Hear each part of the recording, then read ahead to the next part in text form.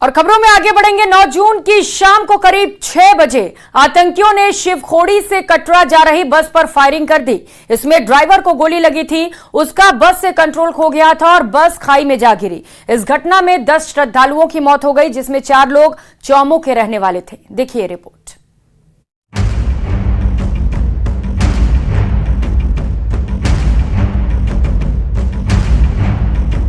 जम्मू में आतंकी हमले में 10 लोगों की मौत हो गई। किसी ने बेटे को खोया तो किसी ने माँ बाप को खो दिया तो किसी का पूरा परिवार ही उजड़ गया। प्रदेश के चौमू के रहने वाले 4 लोगों ने भी इस आतंकी हमले में अपनी जान गंवा दी। सभी 4 लोगों के शव जयपुर पहुंचते ही धरना प्रदर्शन शुरू हो गया। जयपुर के मुरलीपुरा और चौमू थाने के बाहर हजारों लोग प्रदर्शन कर रहे थे और सरकार से मुआवजे सहित कई मांगे रख रहे थे। सड़क पे धरना दिया हुआ है। जो डेड बॉडी हैं उनको, ये 2 वाहन खड़े, इन दोनों वाहनों में जो मृतक राजेंद्र सैनी और जो उनकी पत्नी है ममता सैनी, दोनों की डेड बॉडी यहाँ पर रखी हुई हैं। अभी भी इनकी ये मांग है कि इनका अंतिम संस्कार तब तक नहीं किया जाएगा जब तक कि जो सरकार उनकी मांगे नहीं मान लेती। हालांकि सरकार के द्वारा लगातार सकारात्मक प्रयास करने की कोशिश की गई। आंदोलन सुबह से चल रहा है और सुबह से लोग यहाँ सड़कों पर बैठे हैं। कई बार जब इनको लगता है कि इनकी मांगे नहीं मानी जा रही हैं तो बार बार सड़कों पर उतर के बाजार अपना विरोध प्रदर्शन करने के लिए बाजार में को बंद करवाने की कोशिश की जाती है। चूंकि व्यापारिक संगठनों का भी इस आंदोलन में समर्थन है, जो दूसरे कई सामाजिक संगठन है उनका को भी इनका समर्थन है। लेकिन सरकार द्वारा जो प्रयास किए जा रहे हैं वो निश्चित तौर पर यहाँ धरातल लेवल पर जो है कहीं सफल नजर नहीं आ रहे हैं। यही कारण है कि लोगों में नाराजगी बढ़ती जा रही है और यह आंदोलन और आगे खिंचता जा रहा है। अभी वार्ता के लिए हम गए थे अंदर, तो सरकार की तरफ से 50 लाख रुपए पर फैमिली पैकेज दिया गया है और 2 लोगों को संविदा पे नौकरी। तो इस पे अभी हमारी सहमति बनी नहीं। हमारी मांग है कि जो भी नौकरी दो वो स्थायी दो, संविदा पे नौकरी नहीं चाहिए। 50 लाख का पैकेज राज्य सरकार की तरफ से दिया जा रहा है या केंद्र, राज्य और जम्मू सरकार के मिलाकर के किस तरीके से? केंद्र सरकार का कुछ भी एक्सेसिव इसमें है नहीं। 20 लाख रुपए अलग हैं जो अपने जम्मू कश्मीर के हैं और स्टेट गवर्नमेंट के 50 लाख रुपए के लिए एग्री हुए हैं। अभी उनकी तरफ से प्रस्ताव आया है एक परिवार के लिए। एक मौत मतलब एक मृतक पर 25 लाख रुपए? मृतक पे नहीं, दोनों पे। 2 उधर है 2 इधर है, दोनों पे 50 लाख। मुरलीपुरा थाने के बाहर लोगों ने प्रदर्शन किया और सीकर रोड को जाम करने की कोशिश की।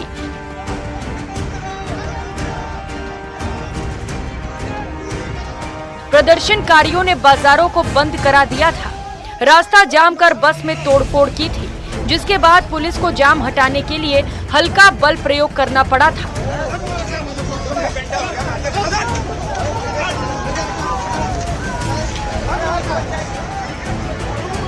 दोपहर करीब 12 बजे चौमू थाने की सुरक्षा बढ़ा दी गई थी। 6 थानों की फोर्स बुलाई गई। इसके अलावा पुलिस लाइन से भी बड़ी संख्या में जवानों को तैनात किया गया। मुरलीपुरा थाने के ऊपर इस समय प्रदर्शन चल रहा है। सरकार से मुआवजे की मांग की जा रही है। एक बड़ा धरना यहाँ पर लगाया गया है। परिवारजन और तमाम समाज के लोग यहाँ पर बैठे हैं। हमारे साथ काफी लोग यहाँ पर मौजूद हैं, उनसे बात करने की जो है वो कोशिश करते हैं। तिवारी जी, क्या मांगे हैं और यहाँ पर ये धरना कब तक चलने वाला है?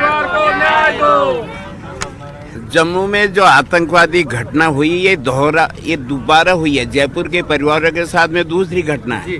पहली घटना पिछले महीने में मेरे हवा महल विधानसभा क्षेत्र के पठान परिवार गए थे, वहाँ पर भी उनके साथ में ऐसा हादसा।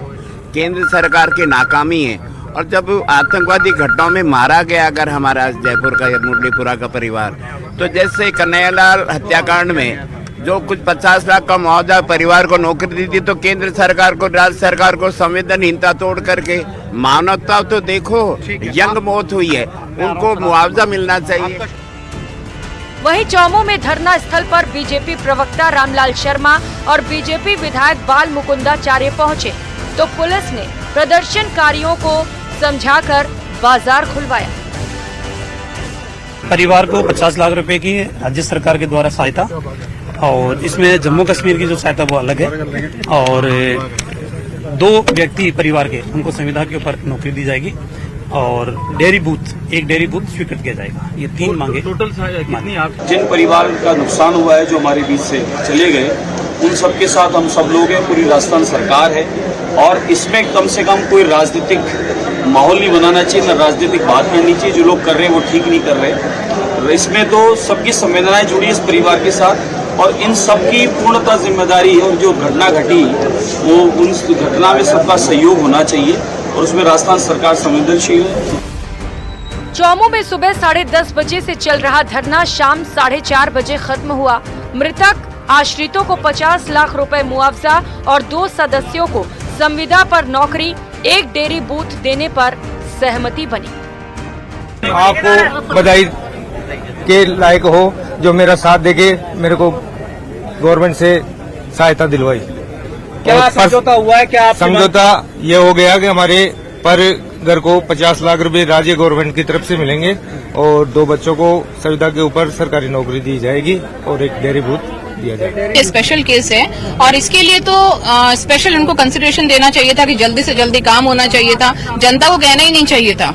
तो ये तो सरकार की शायद अनुभवहीनता कहें या फिर असंवेदनशीलता कहें। सीधी तस्वीर है चौमू शहर की। है चौमू का वो चौराहा है जहां पर लगातार प्रदर्शनकारी अपनी मांगों को लेकर आंदोलन कर रहे थे। कई बार यहां पर जब मांगे उनके अनुसार पूरी नहीं हो रही थी, यहीं पर जाम लगाया गया था, कुछ वाहनों के शीशे भी तोड़े गए थे। हालांकि पुलिस ने बेहद शांतिपूर्ण तरीके से इस पूरे प्रकरण को संभाला और कानून व्यवस्था को बनाए रखा। और अब देख सकते हैं कि बाजार की तमाम दुकानें अब यहां पर खुल चुकी हैं। चूंकि व्यापारिक संगठनों ने सहमति दी थी, जो बंद को उन्होंने सहमति दी थी, लेकिन कुछ दुकानदारों ने उस बंद के बावजूद भी दुकानों को खोला था। तो जो प्रदर्शनकारी थे उन्होंने दुकानों को बंद करवाया था। हालांकि कई बार कानून व्यवस्था बिगड़ने की स्थिति पैदा हुई थी, लेकिन पुलिस ने बेहद शांतिपूर्ण तरीके से जो है प्रदर्शनकारियों को जो है वाहन जाम लगाने से या बाजार बंद करने से रोका, उनके साथ समझाइश की। और अब बात एक और भर्ती घोटाले की। फार्मासिस्ट भर्ती के लिए अभ्यर्थियों के दस्तावेजों की जांच के मामले में चौंकाने वाले खुलासे हुए। जांच कमेटी की अंतरिम रिपोर्ट में सामने आया कि 100 से ज्यादा अभ्यर्थियों के दस्तावेज संदेहास्पद पाए गए हैं, तो 300 अभ्यर्थियों के दस्तावेजों की जांच अभी बाकी है। जांच में राजस्थान फार्मेसी काउंसिल की भूमिका पर भी गंभीर सवाल उठ रहे हैं। देखिए रिपोर्ट।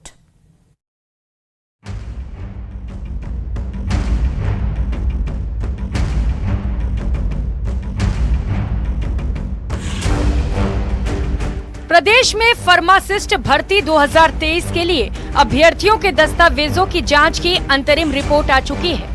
ड्रग कंट्रोलर ने 20 से ज्यादा टीमें बनाकर प्रदेश के निजी विश्वविद्यालयों और प्रदेश के बाहर के सरकारी और निजी विश्वविद्यालयों से पास होकर आए अभ्यर्थियों के दस्तावेजों की जांच की, तो चौंकाने वाले मामले सामने आए हैं। जांच में सामने आया है कि 1115 अभ्यर्थियों के दस्तावेज सही पाए गए हैं, लेकिन 112 फार्मासिस्ट अभ्यर्थियों के दस्तावेज संदेहास्पद हैं, जबकि 301 अभ्यर्थियों की जांच प्रक्रियाधीन है। जांच रिपोर्ट के मुताबिक प्रताप यूनिवर्सिटी की एक अभ्यर्थी ने अंक बढ़ाकर फर्जी मार्कशीट दी है। हिमाचल की एक यूनिवर्सिटी में एक अभ्यर्थी का नाम ही नहीं है। भोपाल की एक यूनिवर्सिटी में 3 अभ्यर्थियों की मार्कशीट जारी नहीं की गई। एक अभ्यर्थी ने सागर की एक यूनिवर्सिटी की फर्जी मार्कशीट दी। उड़ीसा की एक अभ्यर्थी की मार्कशीट को सही नहीं माना गया। यूपी की एक यूनिवर्सिटी में एक अभ्यर्थी का रिकॉर्ड नहीं मिला। मुरादाबाद की यूनिवर्सिटी में एक अभ्यर्थी का रिकॉर्ड नहीं मिला। इसी तरह चूरू की OPJS यूनिवर्सिटी ने 27 अभ्यर्थियों के दस्तावेज अग्नि हादसे में नष्ट होने की बात कही है। इसके अलावा झुंझुनू के सिंघानिया यूनिवर्सिटी ने 9 अभ्यर्थियों के रिकॉर्ड नहीं दिए। वहीं मेघालय की विलियम कैरी यूनिवर्सिटी से पास हुए 25 अभ्यर्थियों की मार्कशीट सत्यापित नहीं हो पाई है। 10 यूनिवर्सिटीज हैं जिनके द्वारा जो डिग्रियां हैं या डिप्लोमा सर्टिफिकेट हैं उनको उनके द्वारा जारी नहीं होना बताया गया।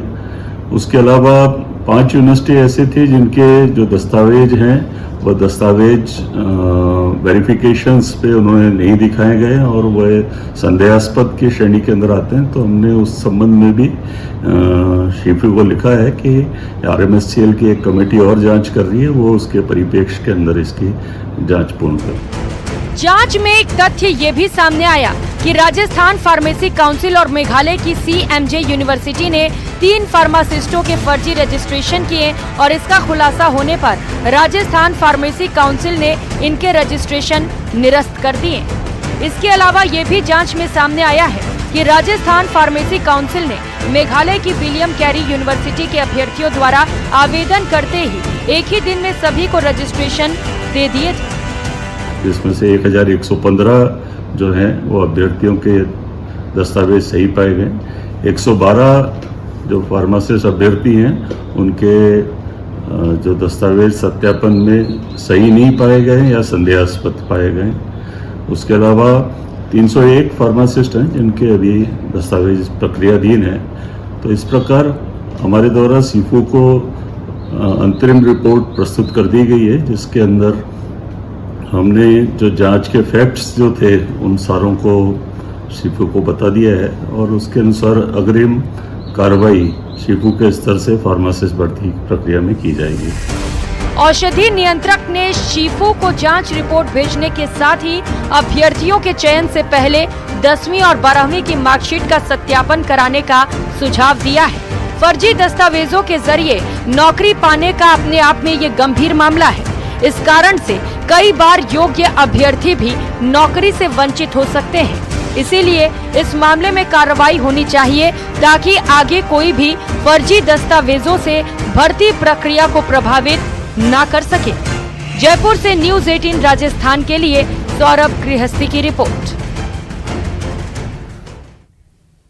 और अब बात एक्शन में मोदी 3.0 की करेंगे। मोदी कैबिनेट 3.0 का गठन हो चुका है। मंत्रियों ने पदभार भी संभाल लिया है, यानी पूरी रफ्तार से अब काम किया जाएगा। राजस्थान से 4 मंत्रियों को कैबिनेट में जगह मिली, जिसमें अर्जुन राम मेघवाल, भूपेंद्र सिंह, भागीरथ चौधरी और गजेंद्र सिंह शेखावत का नाम भी शामिल है।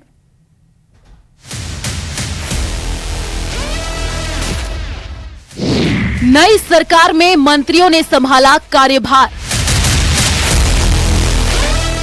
विधि विधान से पूजा अर्चना के बाद शुरू किया गया काम। अर्जुन राम मेघवाल ने संभाला कानून मंत्री का पदभार। भूपेंद्र यादव ने संभाला पर्यावरण मंत्री का कार्यभार। गजेंद्र सिंह शेखावत ने संभाला संस्कृति एवं पर्यटन मंत्रालय का जिम्मा। मोदी सरकार की नई कैबिनेट काम करने को तैयार है। विभागों का बंटवारा हो चुका है और मंत्री एक एक कर विभागों को संभाल रहे हैं। इसी कड़ी में कई मंत्रियों ने अपने कार्यभार को संभाला। उन मंत्रियों में प्रदेश से 4 मंत्री भी शामिल हैं, जिसमें सबसे पहले बात करते हैं कानून मंत्री अर्जुन राम मेघवाल की, जिन्हें मोदी सरकार के तीसरे कार्यकाल में कानून मंत्री की जिम्मेदारी मिली है।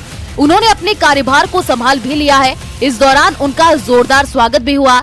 मंत्रालय में मौजूद लोगों ने फूल, बुके और मिठाई खिला करके उन्हें बधाई दी। मोदी जी के 3.0 इस कालखंड में लॉ एंड जस्टिस डिपार्टमेंट की सबसे बड़ी प्राथमिकता, जो हमारे क्रिमिनल सिस्टम से संबंधित 3 लॉ, IPC, CRPC और एविडेंस एक्ट, जो बदले हैं, जो भारतीय आवश्यकता के अनुरूप बदले हैं, 1 जुलाई से वो लागू होंगे। केंद्रीय पर्यावरण मंत्री और अलवर से सांसद भूपेंद्र यादव ने आज पर्यावरण मंत्रालय में कार्यभार संभाला। इस दौरान उन्होंने राज्य मंत्री कीर्तिवर्धन सिंह के साथ अधिकारियों से चर्चा भी की। इस दौरान उन्होंने कहा कि PM के विजन और मिशन को पूरा करूंगा। मैं सबसे पहले यशस्वी प्रधानमंत्री श्री नरेंद्र मोदी जी के प्रति आभार और कृतज्ञता व्यक्त करता हूं कि उन्होंने मुझे एक अहम मंत्रालय की जिम्मेदारी पुनः प्रदान करी है। इस जिम्मेदारी को मैं निर्वहन करने के लिए पूरी तत्परता के साथ कार्य करूंगा। पूर्व CM अशोक गहलोत के गृह जिले जोधपुर से तीसरी बार जीत करके आने वाले गजेंद्र सिंह शेखावत पर PM मोदी ने एक बार फिर भरोसा जताया है। शेखावत को पर्यटन और संस्कृति मंत्रालय की जिम्मेदारी मिली है, जिसे उन्होंने संभाल लिया है। कांग्रेस के करण सिंह को हराने वाले गजेंद्र सिंह शेखावत मारवाड़ का बड़ा राजपूत चेहरा है। माननीय प्रधानमंत्री नरेंद्र मोदी जी ने पिछले 10 साल में जिस तरह से देश में आमूलचूल परिवर्तन किया, निराशा के गर्त में डूबे हुए भारत को आशा से लबरेज कर भारत विकसित हो सकता है, इस विश्वास से परिपूरित कर भारत विकसित हो सकता है, पूरे विश्व भर में इस संदेश को प्रतिस्थापित करने में जो सफलता प्राप्त की है, देश के मतदाताओं ने उस पर मोहर लगाई है। राजस्थान से मोदी कैबिनेट में जगह पाने वाले भागीरथ चौधरी नया नाम है, जबकि बाकी 3 पिछली सरकार में भी मंत्री थे।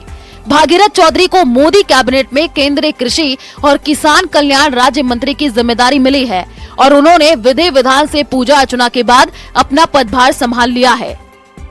मैं भाग्यशाली हूँ कि मुझे मध्य प्रदेश के पूर्व मुख्यमंत्री और अभी आज जिनको दायित्व मिला कृषि मंत्री, कैबिनेट मंत्री, उनके सानिध्य में मुझे काम करने का मुझे अवसर मिला है। बहुत पॉजिटिव नेचर के हैं और उनके साथ काम करने का मुझे बहुत बड़ा अवसर मिला। हम मिलकर किसानों की भलाई के लिए जो जितने भी जो काम हो सकते हैं वो काम करेंगे।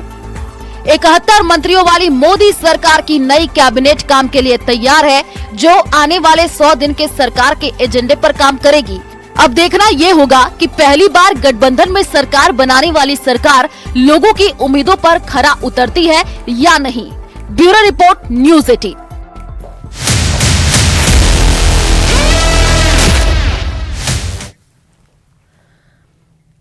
तो राजस्थान कर्मचारी चयन बोर्ड 1 साल के अंदर बड़ी संख्या में युवाओं को नौकरी की सौगात देने जा रहा है। अकेले राजस्थान कर्मचारी चयन बोर्ड इस साल 50 बड़ी और छोटी भर्ती परीक्षाएं आयोजित करने जा रहा है, जिसकी तैयारी युद्ध स्तर पर शुरू कर दी गई है। देखिए रिपोर्ट।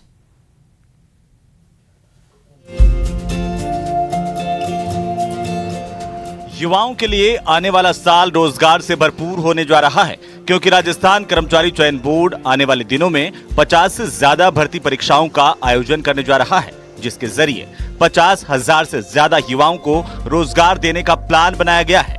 आइए सबसे पहले एक नजर डालते हैं नई भर्तियों पर, जिसके माध्यम से युवाओं को रोजगार मिलेगा।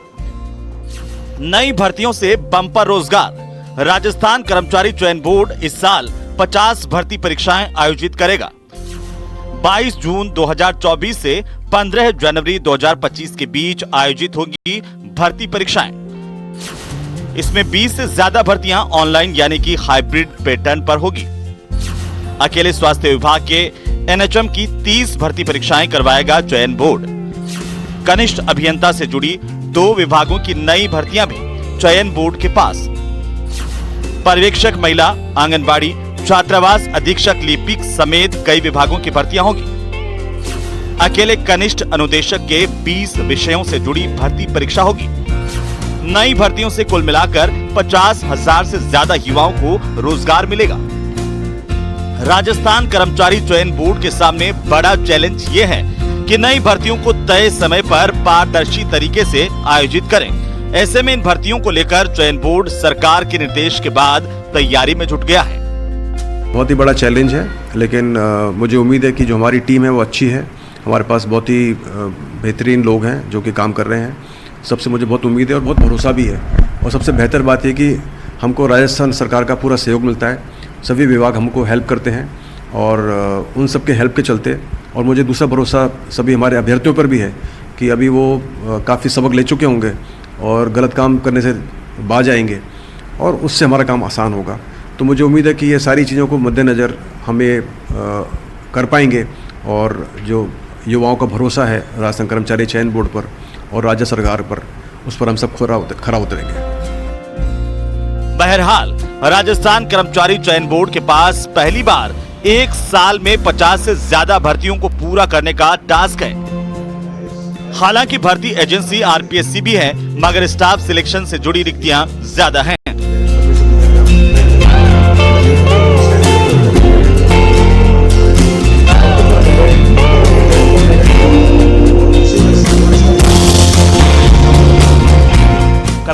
बोर्ड के सामने बड़ा चैलेंज होगा। पेपर लीक से लेकर के तमाम तरह की गड़बड़ियों को रोकते हुए पारदर्शी तरीके से इन परीक्षाओं को आयोजित करना, और सफलतापूर्वक अगर ये परीक्षा आयोजित होती है तो राजस्थान कर्मचारी चयन बोर्ड एक साल में 50 से ज़्यादा भर्तियों का न केवल रिकॉर्ड बनाएगा बल्कि 50,000 से ज़्यादा राजस्थान के युवाओं को रोजगार भी सीधे तौर पर मिल सकेगा।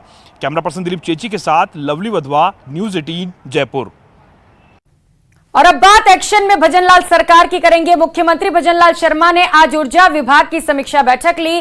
बैठक में मुख्यमंत्री भजनलाल शर्मा ने ऊर्जा विभाग के अफसरों को 2 टूक निर्देश देते हुए कहा कि प्रदेश वासियों को मिले निर्बाध विद्युत आपूर्ति सुनिश्चित करवाई जाए। साथ ही आगामी प्रोजेक्ट्स में भी इस बात का ख्याल रखा जाए जिसमें आगामी 10 वर्षों की मांग के आधार पर कार्य योजना तैयार होगी। मीटिंग में सीएम भजनलाल शर्मा ने कहा कि प्रदेश में विद्युत सुदृढ़ीकरण के लिए कई विद्युत निगमों और केंद्रीय उपक्रमों के साथ ही एमओयू को समयबद्ध पूरा करें जिससे आमजन को सुचारू रूप से निर्बाध विद्युत आपूर्ति हो सके।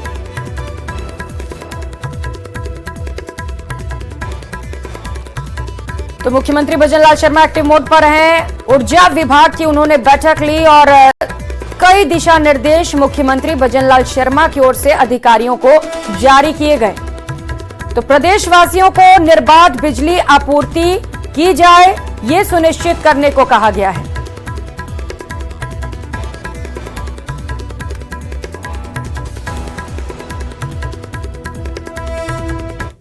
और डीग में साइबर ठगों के खिलाफ पुलिस ने बड़ी कार्रवाई की। आईजी राहुल प्रकाश के निर्देश पर चलाए गए ऑपरेशन एंटीवायरस के तहत सीकरी कस्बे में साइबर ठगों की संपत्ति पर बुलडोजर चला दिया गया। बताया जा रहा है कि यह संपत्ति काली कमाई से बनाई गई थी। देखिए रिपोर्ट।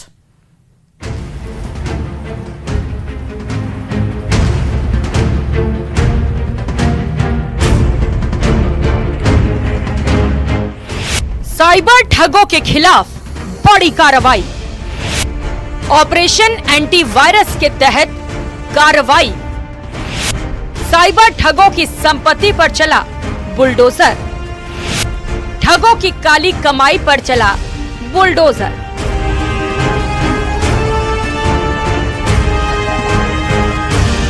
साइबर ठगी के लिए बदनाम डीग जिले में पुलिस ने कड़ी कार्रवाई की है। ऑनलाइन ठगी कर सरकारी जमीन पर कब्जा कर बनाई गई दुकानों को पुलिस प्रशासन ने बुलडोजर चलाकर ध्वस्त कर दिया। साइबर ठगी कर बनाई गई दुकानों को एंटीवायरस अभियान के तहत गिराया गया। इस कार्रवाई से इलाके में हड़कंप मच गया। एंटीवायरस अभियान के तहत 1 माह पहले भी सीकरी के गांव बनैनी ढोकला गांव में साद मोहम्मद समेत 13 लोगों को गिरफ्तार किया गया था। डीग जिले में साइबर ठगी की बड़ी संख्या में होने वाली वारदातों को समूल नष्ट करने के लिए ऑपरेशन एंटीवायरस चलाया जा रहा है। इसी ऑपरेशन एंटीवायरस के दौरान एक साइबर ठगों की गैंग पकड़ी गई थी, जिसमें 13 लोगों को गिरफ्तार किया गया था, जिनका सरगना साद मोहम्मद सनोब रशीद था, जो कि गांव बनेनी डोकला का रहने वाला है। अनुसंधान के दौरान ये सामने आया है कि साद ने साइबर ठगी से अवैध रूप से अर्जित संपत्ति से राजकीय भूमि पर अतिक्रमण करके दुकानों भवन का निर्माण कर रखा था, जिसे आज प्रशासन की मदद से ध्वस्त किया जा रहा है। डीग जिले का मेवात क्षेत्र साइबर ठगी के लिए बदनाम है। इन्हीं ठगों पर भरतपुर रेंज आईजी राहुल प्रकाश के निर्देशन में ऑपरेशन एंटीवायरस अभियान चलाकर कार्रवाई की जा रही है। मेवात क्षेत्र में साइबर अपराधों में इस कार्रवाई के बाद गिरावट देखी गई है। बहरहाल कार्रवाई के बाद इलाके में हड़कंप मचा है। भरतपुर से दीपक पुरी की रिपोर्ट। और फिलहाल हम वक्त चला एक छोटे से ब्रेक का। आप देखते रहिए प्रदेश का नंबर 1 न्यूज चैनल।